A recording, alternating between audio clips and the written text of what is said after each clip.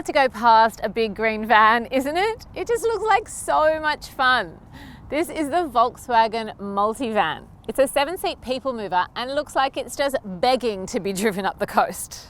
I'm test driving the Comfortline Premium, which is the base model and costs around 62 grand before on-road costs. It competes with other people movers like the Kia Carnival, and I drove it for 7 days for this week's family review.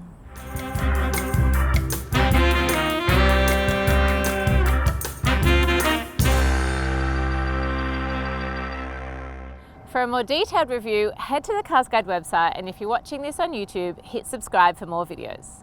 So if you really want something that reminds you of an old school van, check this out. It sticks to its Kombi roots with its very rectangular shape and high wheel arches. And the colour? Talk about mystery machine.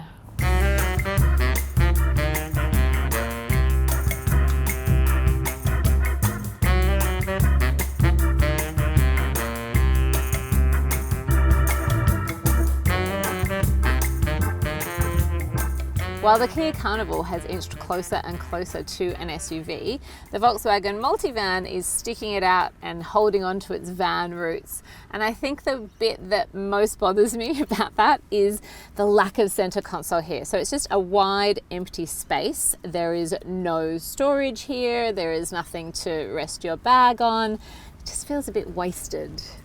Okay, if we put that aside, the rest of the features are fine on their own. It's the base model, so you'll get fabric seats and they are smooth and comfortable to sit on. The steering wheel feels good. It is quite large and bus-like, but you still do get a very slight flat shape here, which does make it feel a little bit more premium. There are man-made finishes on the dash, but it still looks good.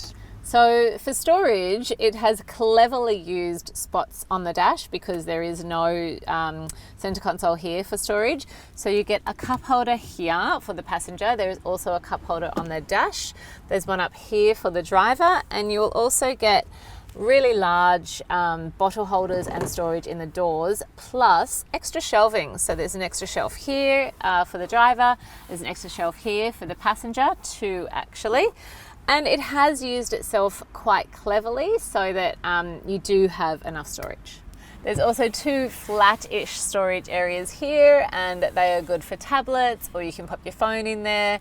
Don't forget anything in there. You'll get an 8-inch multimedia screen which has Apple CarPlay and Android Auto, and it instantly connects you to the main apps on your phone, so you can navigate with your Maps app and use your streaming app to listen to music or books while you're driving. It's really easy technology. Space is huge in the front here, and it really does feel like you're driving a living room around on wheels. And I know I just told you that I really didn't like this empty space here, but as my daughter said when she walked from the back to the front, "Mummy, it's got a hallway." And indeed it does. They've done away with the bench seat and replaced the bench seat here with 2 lounge chairs that are super comfortable and spacious. The second row can turn around and face the back, and the whole interior is customizable depending on how you want to use it. Strangely, there are no cup holders back here, which is odd because it just feels quite empty and large and it feels like it needs cup holders. You will get your own air vents on top of your seat, and you can control the amount of air that comes out. There are also no power windows in the back. They open like an old school van. Space is really good in the third row, and you will be able to fit 3 adults back here, so it's very generous room. You also get a tray on the bottom of the seat in front of you, in case you want to stash anything. The actual boot space is not huge unless you push the whole third row forward, which we have already done to show you what the boot space can look like once the third row is forward. The third row only needs to be forward if you've got someone with really long legs in the third row. You can fit suitcases back here. You'll be able to fit a double pram. It's obviously very high, so you can stack things on top of each other. It is huge.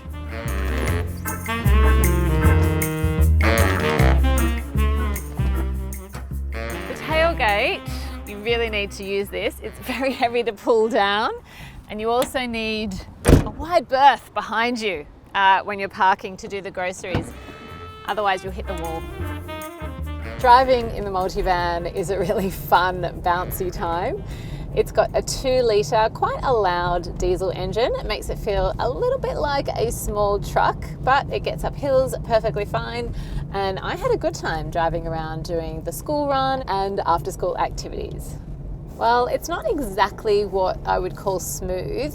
It is much more nimble than you'd expect, and I think that's because it has no front end. So you're seated right at the front of the car. So when you are turning, it turns instantly, which just makes it much easier to drive around than you'd think of a car of this size would be. And there is an all-wheel drive option for an extra $3,000 if that's what you're after. The official combined fuel figure is 6.6 litres per 100 Ks, and I did an average of 7.2 litres per 100 Ks this week.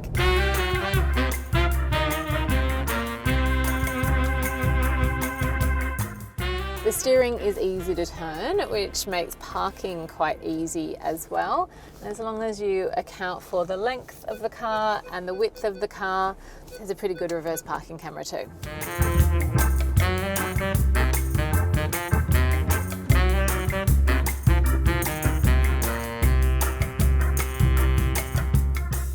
How safe is this van compared to an SUV?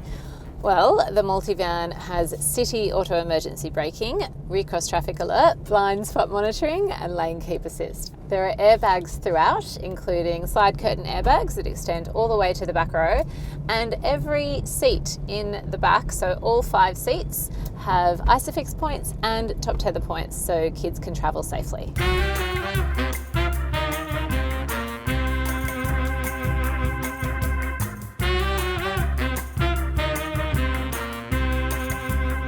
The Volkswagen Multivan Comfortline Premium was a fun car to drive around this week.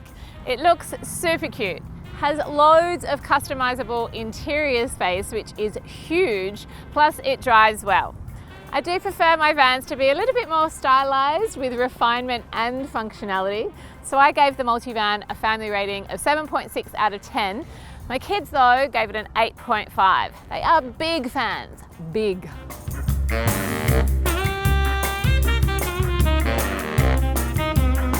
Like this video, subscribe to our YouTube channel or click through to our website.